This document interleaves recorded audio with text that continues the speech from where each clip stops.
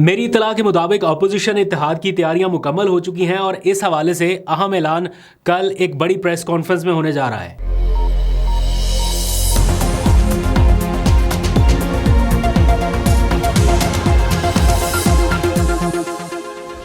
बिस्मिल्लाहिर्रहमानिर्रहीम, अस्सलाम वालेकुम। पाकिस्तान और दुनिया भर में देखने और सुनने वालों को अब्दुल कादिर का सलाम। इमरान खान की रिहाई के लिए पहले से जारी कोशिशों को एक्सपेडाइट किया जा रहा है, यानी उनमें मजीद तेज़ी लाने के लिए पीटीआई ने कुछ अहम फैसले किए हैं। उन फैसलों के हवाले से कुछ के ऊपर तो आपको कल पता चल जाएगा। एक प्रेस कॉन्फ्रेंस होने जा रही है, उसमें डिटेल्स आपको पता चलेंगी। पीटीआई काफ़ी देर से कोशिश कर रही थी कि अपोजिशन के ग्रैंड अलायंस के साथ आगे बढ़ा जा सके, हुकूमत के ऊपर दबाव बढ़ाया जा सके। लेकिन पीटीआई को एक चैलेंज ये है कि विद इन द पीटीआई भी कुछ ये जो इख्तलाफात आपको सामने नज़र आ रहे हैं, इसकी वजह से कुछ और लोगों को मौका मिल गया कि कोई फॉरवर्ड ब्लॉग बनाया जा सके या इस किस्म की डिस्ट्रैक्ट करने के लिए भी कोई चीज़ें की जा सके।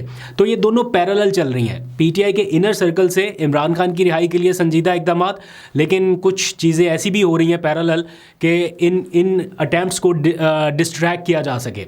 बहरहाल इस हवाले से कुछ मेजर डेवलपमेंट्स कल होने जा रही हैं, आपको पता चल जाएगा। उस हवाले से मैं अभी डिटेल भी आपको बताता हूँ। लेकिन मुझे जो अभी तक पता चला है वो ये कि इस बार पीटीआई पहले से ज़्यादा तैयारियों के साथ या पहले से ज़्यादा संजीदा इक़दामात के साथ कोशिशें करती दिखाई दे रही है। ख़ास तौर पर जुनैद अकबर के जो आज के डिसीजंस अगर आप देखें, मैं उनकी डिटेल भी आपके सामने रखता हूँ कि ईद से पहले विलेज कौंसल की सतह तक तैयारियाँ की जा रही हैं इख्तियारात या जिम्मेदारियाँ तकसीम करने के हवाले से। और फिर वो ये पैगामात दे रहे हैं कि जनाब हम एक बार फिर आने जा रहे हैं और इस बार किसी एक शख्स के कंधे पे सारी जिम्मेदारियाँ नहीं होंगी, डिवाइड की जाएंगी। और जो नहीं कर पा रहा वो अभी बता दे, उसको हम पार्टी से या उन ओहदों से हटा रहे हैं, उनकी जगह नए लोग ला रहे हैं। मैं अभी आपको उनकी गुफ्तगू भी सुनाता हूँ, लेकिन इस वक्त जो लेटेस्ट सिचुएशन है वो पहले आप जान लीजिए।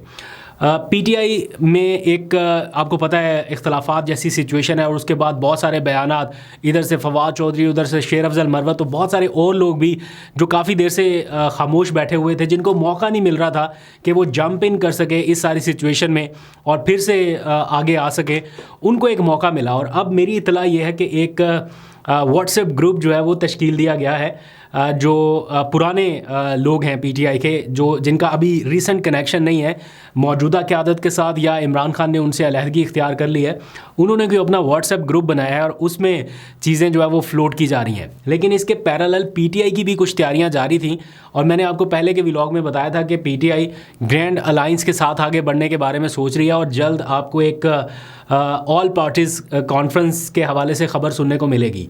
तो मैंने अभी चेक किया कुछ देर पहले, तो बताया गया कि कल ये अहम प्रेस कॉन्फ्रेंस होने जा रही है, जो कि गालबन सारे जो अपोजिशन लीडरान हैं जो पिछले कुछ दिनों में आपको मुलाकातें करते नज़र आए, ये एक प्रेस कॉन्फ्रेंस की शक्ल में आपको नज़र आए कल। और ऑल पार्टीज़ कॉन्फ्रेंस के हवाले से बाज़ाब्ता ऐलान किया जा सके या उसकी तारीख़ का ऐलान किया जा सके। पहले ये था कि 20, 21 या 22 फरवरी में से कोई तारीख़ डिसाइड की जाएगी। अब मुझे नहीं पता कौन सी तारीख़ आएगी, लेकिन कल इस हवाले से बताया गया है कि आपको दावतनामा मौसूल हो जाएगा। आप प्रेस कॉन्फ्रेंस की कवरेज के लिए ज़रूर तशरीफ़ लाइएगा। और बताया गया है कि काफ़ी हद तक उसमें कंसेंसस हो चुका है इन अपोजिशन लीडरान का।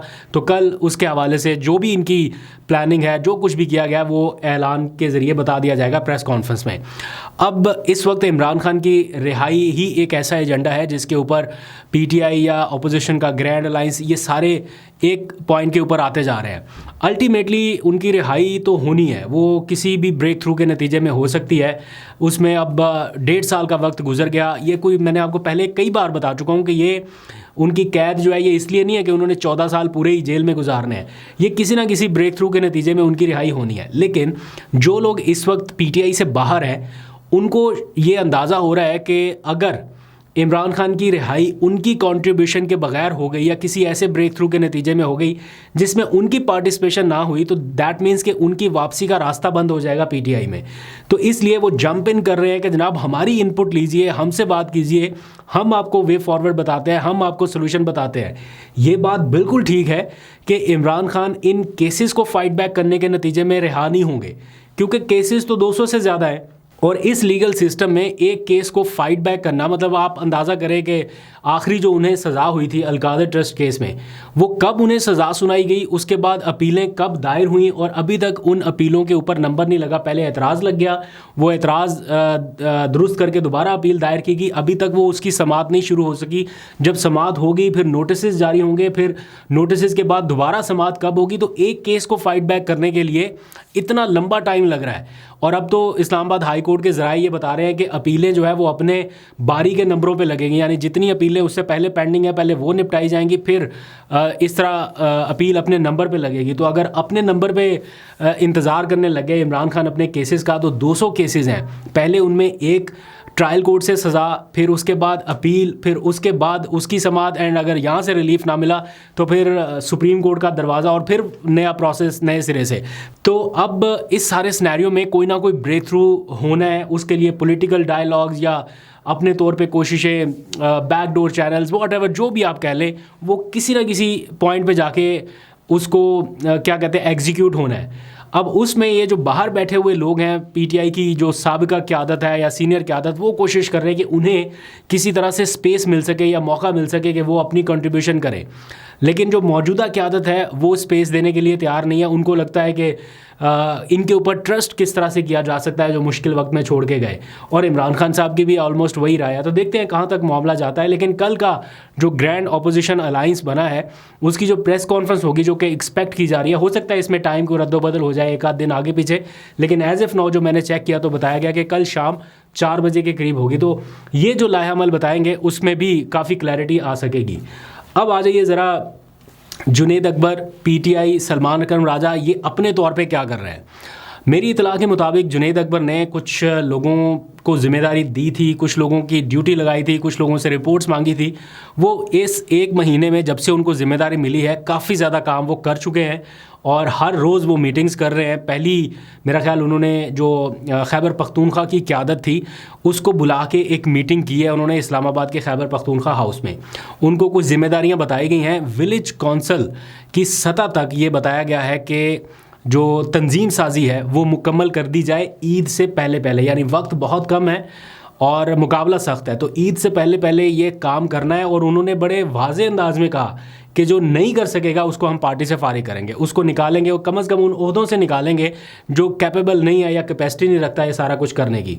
तो काफ़ी स्ट्रिक्ट मूड में नज़र आ रहे हैं। ये जुनैद अकबर ने क्या कहा, ज़रा ये सुनिए, फिर उनकी एक मुलाकात के हवाले से बात करते हैं। नहीं, गंडापुर साहब तो खैर नहीं, एक कारकुन को मैं अक्सर यही कहता हूँ कि गंडापुर साहब जो है कोई रिपोर्ट तो नहीं था, मुसलसल तो नहीं लीड कर सकता था। हमारी वो 2 एहतजाज में ये खामी थी, कमी थी कि हमें इसकी जिम्मेदारी तकसीम करनी चाहिए थी। इंशाअल्लाह ताला इस दफ़ा हम आएंगे तो जिम्मेदारी तकसीम करके आएंगे। और आज मेरी पहले कैबिनेट की मीटिंग थी और मैंने सख्ती से दी कि आपने तंजीमें बनानी है, मुझे ईद से पहले तक विलेज कौंसल के लेवल तक तंजीमें पूरी चाहिए, और जो नहीं करेगा हम उसको फारिग कर देंगे, नए लोग आएंगे तो हम तैयारी के साथ इंशाअल्लाह ताला दोबारा नई स्ट्रेटजी के साथ। तो जुनैद अकबर की गुफ्तगू आपने सुनी, उनकी सलमान अकरम राजा के साथ भी अच्छी अंडरस्टैंडिंग डेवलप हो रही है। आज सलमान अकरम राजा ने खुद ट्वीट करके बताया कि उनकी जुनैद अकबर से मुलाकात हुई, साथ में कुछ 1-2 और लोग भी मौजूद थे, आतिफ खान भी थे, अरबाब शेर भी थे। तो ये सारे लोग मिलकर प्लानिंग कर रहे हैं 1 पॉइंट एजेंडा, इमरान खान की रिहाई के हवाले से अगला लाएअमल। और जुनैद अकबर की गुफ्तगू आपने सुनी, उनका मूड और टेम्परामेंट यही बता रहा है कि वो एक बार फिर एहतजाज की तरफ जाते जा रहे हैं।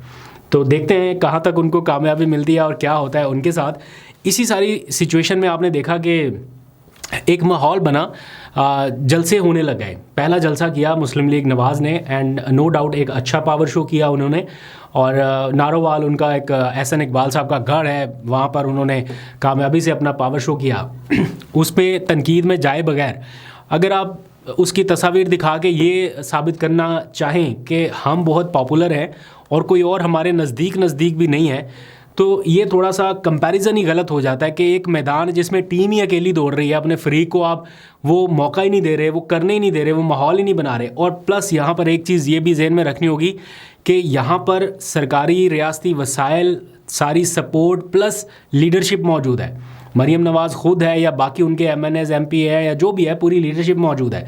और दूसरी तरफ क्या है कि लीडर लेस, अब ये 8 फरवरी का जो जलसा है इसमें इमरान खान नहीं है, पार्टी के लोग इमरान खान की वजह से आते हैं। अभी तो ये सारे लोग जो आपको नज़र आ रहे हैं ये इमरान खान की कॉल पे आता है। किसी को नहीं गर्ज पड़ी कि बैरिस्टर गौहर ने क्या तकरीर करनी है या सलमान अकरम राजा ने क्या आके आगे का लाहेमल बताना है, आते सब इमरान खान की वजह से हैं।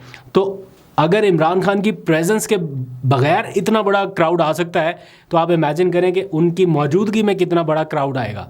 इस्लामाबाद का परेड ग्राउंड का जलसा आपको याद होगा, मैंने खुद कवर किया है। उसके बाद रजीम चेंज के फ़ौरन बाद पेशावर में इमरान खान का एक जलसा हुआ, ताहद्दे निगाह, मतलब क्राउड ऐसे फैल चुका था कि जलसा का के हर तरफ ही लोग नज़र आ रहे थे। आप इस तरफ को देखें तो पीछे क्राउड स्टेज के आसपास की तरफ भी फैल चुका था। तो और बहुत सारे बड़े बड़े जलसे हैं, क्या एग्जांपल दें। मुकाबला तब अच्छा लगता है जब आपका हरीफ भी मैदान में हो, मैदान में मुकाबला सजता है। एनीवेज, इमरान खान की अब मुलाकातों के ऊपर आपको पता है पाबंदी जैसा माहौल है। अभी गैर एलानिया किस्म की पाबंदी है या एलानिया, जो भी आप उसको कह सकते हैं। आज उस मामले में तौहीन अदालत की एक दरख्वास्त दी गई थी कल, वो आज टेकअप हुई इस्लामाबाद हाई कोर्ट में। अब इस्लामाबाद हाई कोर्ट में पहले जैसा माहौल नहीं है, नए एक्टिंग चीफ जस्टिस हैं, नए जजेस के साथ एक नया माहौल है। बहरहाल उन्होंने इस केस को सुना और सुनने के बाद उन्होंने अडयाला जेल के सुप्रिटेंडेंट जो हैं उनको ज़ाती हैसियत में 27 फरवरी को तलब कर लिया। यानी जब इमरान खान के केस की समाअत जिस दिन तक मुलतवी की गई है उसी दिन तक ये केस भी मुलतवी किया गया। और गालबन ऐन इम्कान है कि जब सुप्रिटेंडेंट साहब 27 फरवरी को आएँ और वो आके कहें देखें जी आज तो जेल खुली है, गए हुए हैं लोग अंदर, केस चल रहा है, इनके वकला भी पहुंचे हुए हैं, सारे लोग पहुंचे हैं, तो कोई पाबंदी नहीं है। हो सकता है ऐसा कहें और वो कहें कि ठीक है जी मुलाकातें हो रही हैं। लेकिन इस बीच जो इतना गैप है और जिस दिन अदालत के अहकामात हैं कि मुलाकात कराई जाए तो वो मुलाकात क्यों नहीं। अब जुमेरात का दिन भी मुलाकात का दिन है, तो अब कल पता चलेगा कि मुलाकात हो पाती है या नहीं हो पाती। तो तौहीन अदालत हुई या नहीं हुई, अब ये चीज़ें बहुत ज़्यादा मैटर नहीं करती, क्योंकि आपको अंदाज़ा ही हो जाता है कि मैक्सिमम अदालत क्या स्ट्रिक्ट ऑर्डर दे सकती है या क्या कर सकती है। जाते जाते एक फुटेज मैंने देखी सोशल मीडिया के ऊपर, विजुअल देखे। मालाकंड का एक कारकुन है PTI का, जाकिर हुसैन उसका नाम है। गालबन उसको सज़ा हुई मिलिट्री कोर्ट से 7 साल की शायद बताया गया है। और उनके वालिद साहब का इंतकाल हुआ और उनके नमाज जनाजा पर उनको लाया गया। ये मनाज़र देख के मैं एक लम्हे के लिए बहुत अफसरदा हुआ। एक लम्हे के लिए ही नहीं बल्कि काफ़ी देर तक मैं ये सोचता ही रहा कि यार इस शख्स की तो दुनिया ही उजड़ गई। मतलब उसकी वालिद का जनाजा उसकी आंखों के सामने है और हाथों में हथकड़ियाँ हैं और पुलिस एहलकारों ने पकड़ा हुआ है और वो आया हुआ अपने वालिद के जनाजे पे। तो दिल दहल जाता है इस किस्म के मनाज़र देख के या ऐसी सिचुएशन देख के कि एक लम्हे के लिए भी बंदा इमेजिन कर पाए ख़ुद को उस स्टेज पे कि कहीं ऐसे मनाज़र हों। तो वैसे ही एक शख्स के घर पे जनाजा पड़ा हुआ है, उसका वालिद है, वो इस दुनिया से रुखसत हो गया। और फिर आप इमेजिन करें कि हथकड़ियों में जकड़ा हुआ शख्स वहाँ पर पहुँच रहा है, अपने वालिद को देख रहा है बड़ी बेबसी से। पता नहीं आखिरी लम्हात में उन्होंने नहीं देखा एक दूसरे को, बहुत अरसे से 2 साल से गालबन उन्होंने ना देखा हो।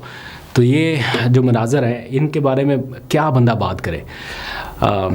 बस दरख्वास्त की जा सकती है या रिक्वेस्ट की जा सकती है उनसे जिनके पास ताकत है, इख्तियार है, अल्लाह ने उन्हें ओहदे दिए हैं, इज़्ज़त दी है, सब कुछ। इन लोगों के बारे में नज़रसानी होनी चाहिए। जैसे इबाद फ़ारूक है, उसने अपना बेटा खो दिया, वो भी इसी तरह से जनाजे में कहीं पे आया हुआ था। इन लोगों के बारे में पॉलिसी थोड़ी बदलनी चाहिए, नरम होनी चाहिए, इन लोगों के ऊपर दस्ते शफ़क़त रखना चाहिए। इनके पास अब क्या बचा है पीछे। अल्लाह ताला इनके साथ रहम का मामला फ़रमाए। आप सबके साथ, पाकिस्तानियों के साथ।